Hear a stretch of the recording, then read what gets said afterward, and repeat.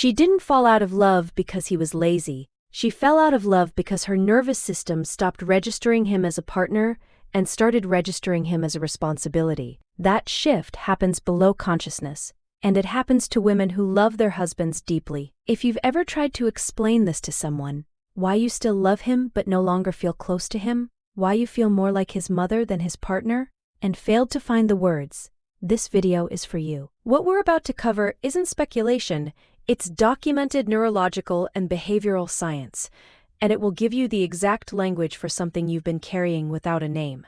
It never starts with a decision. No one wakes up one morning and chooses to become the person who manages everything. It starts with a gap, a bill that needs to be paid, and he doesn't have the money this month. A problem that needs to be solved and he doesn't have the energy. A decision that needs to be made and he says, whatever you think is best. And she handles it, not because she wants to, because it needs to be done. Because waiting for him to do it has a cost she can no longer afford, emotionally, financially, logistically. Psychologists who study household labor and relational dynamics call this the competence gap feedback loop. The more capable partner begins handling more. The less capable partner gradually handles less. Not out of laziness necessarily, but because the system adjusts. He steps back because she steps forward. She steps forward because someone has to. The loop self-reinforces. Research on couples with financial inequality followed over 7 years found that the transition to a stable imbalance takes, on average, between 8 and 14 months. It rarely happens in a single dramatic event. It accumulates. 1 month of covering his share becomes 6 months. 6 months becomes a year. A year becomes the structure of their life. By the time she notices the full weight of what she's carrying, the pattern is already encoded. And here's what matters. She often doesn't notice. Not at first, because in the beginning she's proud of her capacity. She handles it. She's competent. The problem is that competence has a neurological cost, and that cost is paid in exactly the place she didn't expect. There's a term that researchers use, cognitive load of care. It refers not just to the tasks a person performs, but to the mental architecture required to anticipate, plan, and manage those tasks continuously. The person who pays the bills doesn't just pay the bills. She remembers when they're due. She notices when the balance is low. She adjusts spending in advance. She carries the invisible weight of management, not just the visible weight of execution. Studies on mental load and relational satisfaction consistently show that the person who carries disproportionate cognitive load in a relationship undergoes a gradual reorganization of how they perceive their partner. The partner stops being someone they turn to for help and starts being someone they manage alongside everything else. This is not a choice. It's a cognitive adaptation. The brain organizes its relational map based on actual behavioral data. If the data consistently shows that this person does not initiate, does not anticipate, does not take responsibility without being asked, the brain encodes him accordingly. Psychologists call this relational role crystallization. The roles harden, they stop being fluid and become fixed. And fixed roles are extraordinarily difficult to reverse because they're not just behavioral habits, they're neurological structures. The woman carrying the cognitive load of the household doesn't just get tired, she begins to relate to her partner from a fundamentally different psychological position. And most couples never identify this transition until something breaks. I want to ask you something directly. Do you recognize this in your relationship right now? The invisible management that the other person doesn't seem to see? Tell me in the comments, because what people say there is almost always more honest than anything I can say in this video. But what researchers found when they studied couples in this exact situation is something that almost no relationship content addresses. The human nervous system has 2 primary attachment circuits that organize our relationships with other adults. The first is the egalitarian attachment circuit, the bond between equals. It governs partnerships, friendships, peer relationships. It carries mutual dependence, horizontal power, reciprocity. The second is the caregiving attachment circuit, The bond between caregiver and dependent. It governs parental bonds, care for the elderly or ill, relationships with people who cannot yet or no longer function independently. These two circuits are not interchangeable. They are neurologically distinct, and they are designed not to coexist within the same relationship.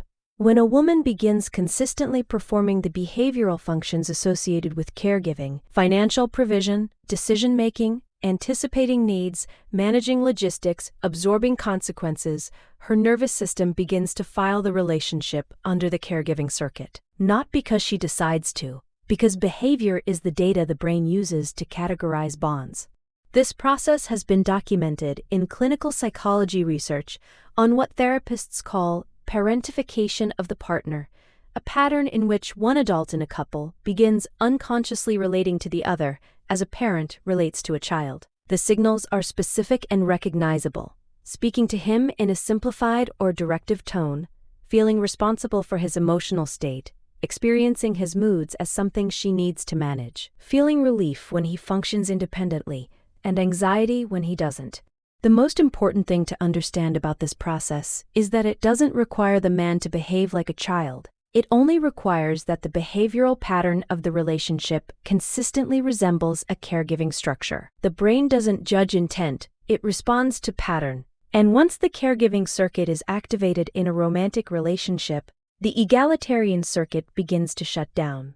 Sexual attraction between adults requires a specific psychological condition, the perception of the other as an autonomous equal. This is not a theory. It is one of the most replicated findings in couple psychology research.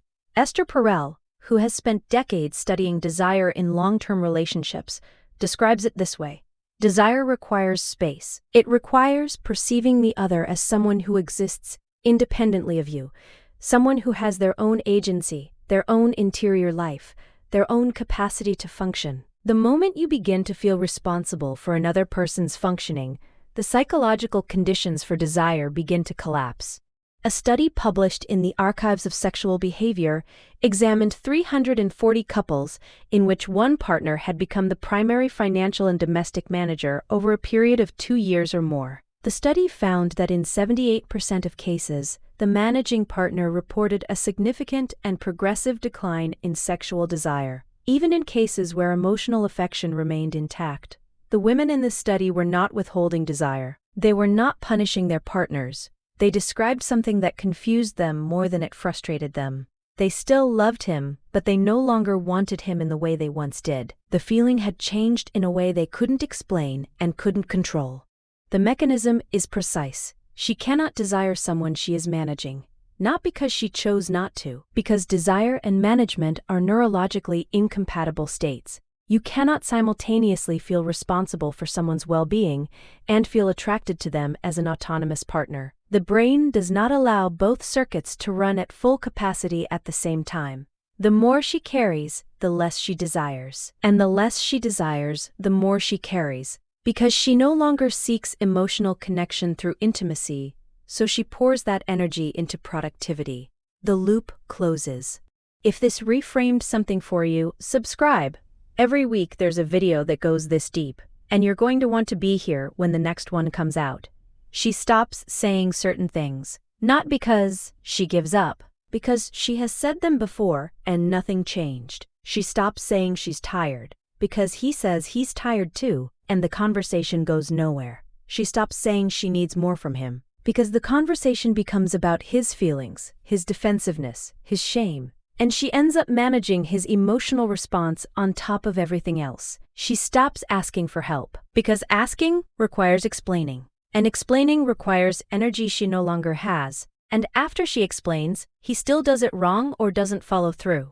What replaces the words is a form of emotional withdrawal that is far more dangerous than conflict. Conflict requires investment. Withdrawal means the investment has stopped. Relationship researcher John Gottman, who spent 40 years studying couple dynamics, identified 4 behavioral patterns he called the 4 horsemen of relationship collapse.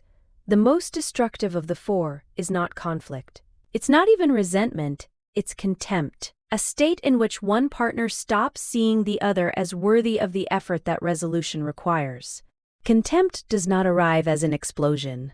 It arrives as a quiet shift in how she looks at him, or stops looking. The moment she begins correcting him in her head without saying anything. The moment she stops expecting him to step up and simply works around him. The moment she catches herself thinking, it's faster if I just do it myself, and no longer feels sad about that thought. That's the signature of contempt entering a relationship. Not a fight.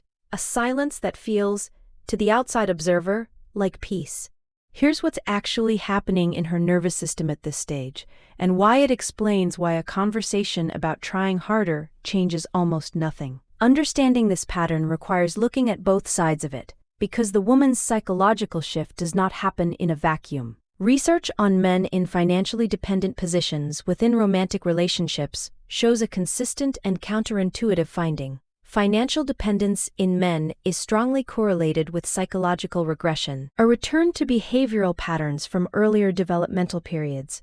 Not because men are inherently immature, because the identity of most adult men in this culture is built substantially around the provider role, and when that role is lost, or surrendered, the identity collapse it creates is disorienting in ways that many men lack the emotional vocabulary to process. What does that regression look like in practice? He becomes less decisive. He defers to her on choices that he previously would have made. He avoids conversations about money, about the future, about the imbalance, because those conversations touch the shame he cannot fully name. He retreats into controllable zones: games, phone, television, projects that don't demand relational risk. And here is the cruel irony of this dynamic. The behaviors she finds least attractive are, in many cases, direct responses to the very situation that changed his position in the relationship. His withdrawal is partly shame. His passivity is partly paralysis. His avoidance is partly the inability to re-enter a structure he no longer knows how to navigate as an equal.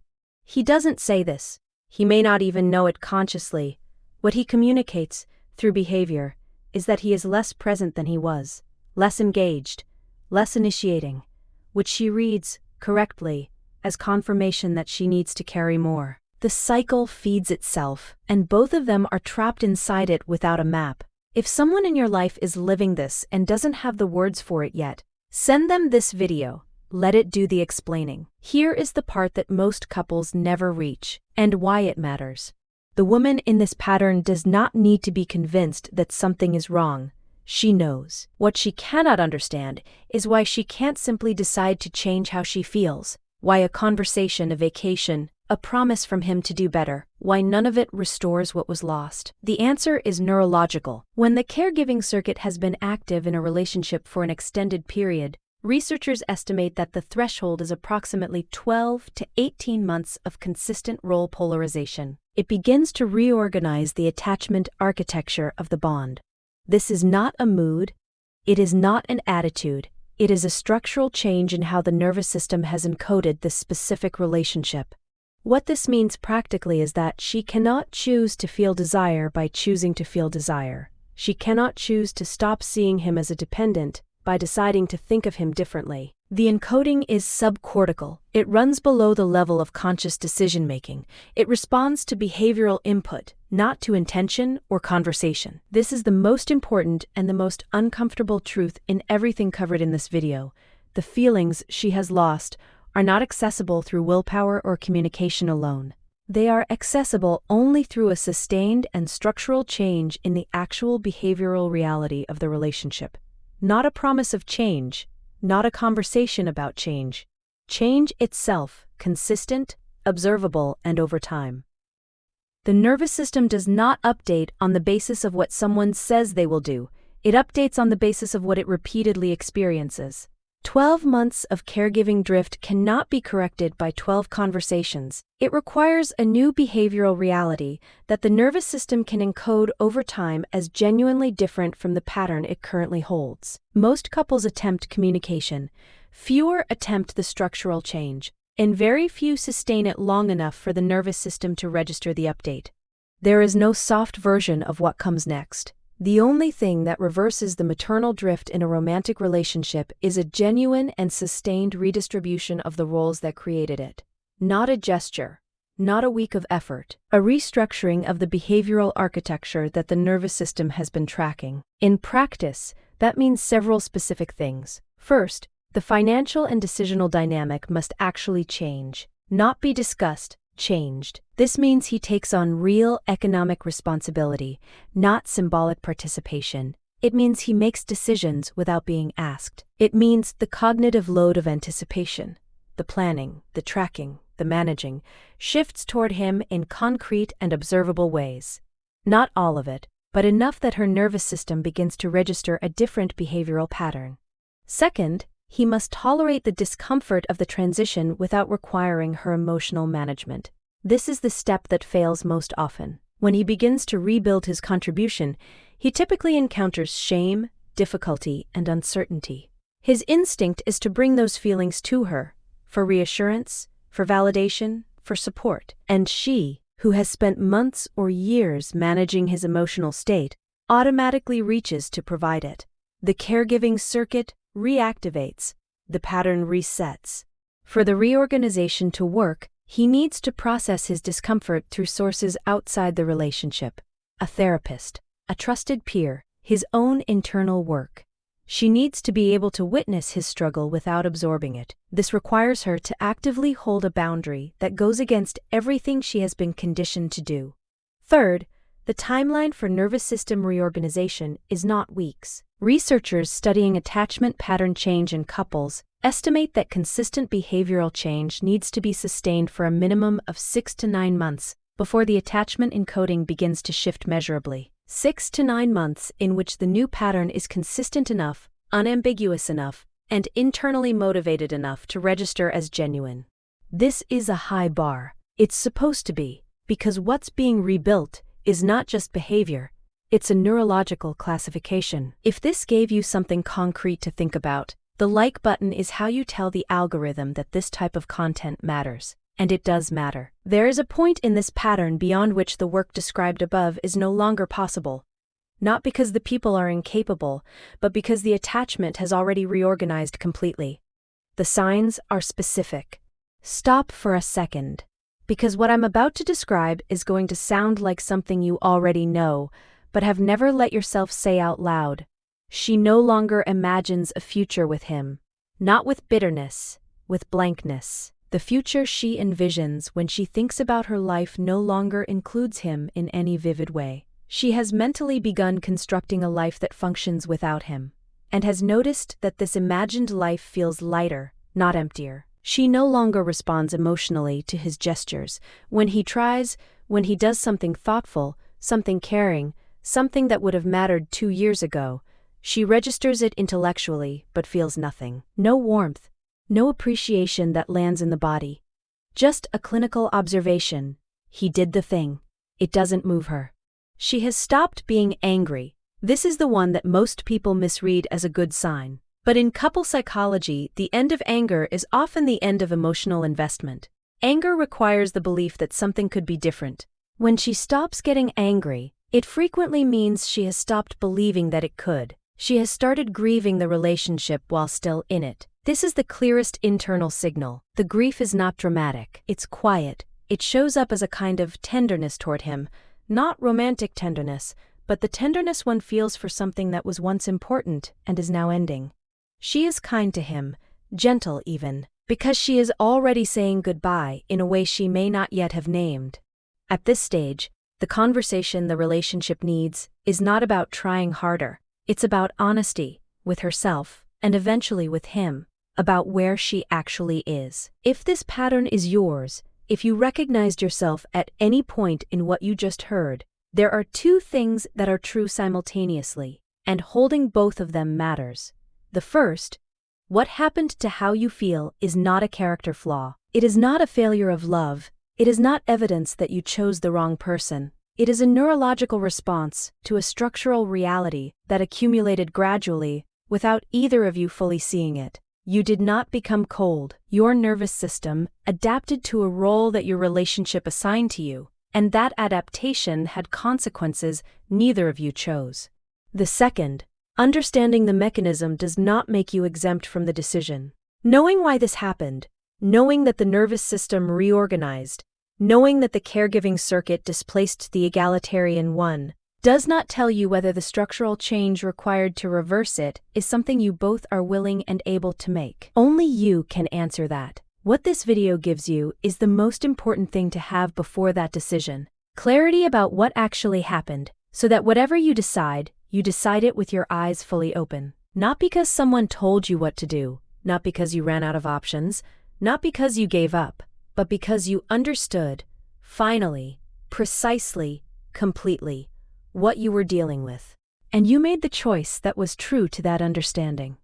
I'll leave you with one question, not to answer here, but to sit with. If the relationship you're in right now were a choice you made today, knowing everything you now understand about this pattern, would you make it the same way? There's no right answer. But there is an honest one. Tell me in the comments what part of this you most needed to hear. Because in my experience, what someone says in that moment is the most important thing they'll say today.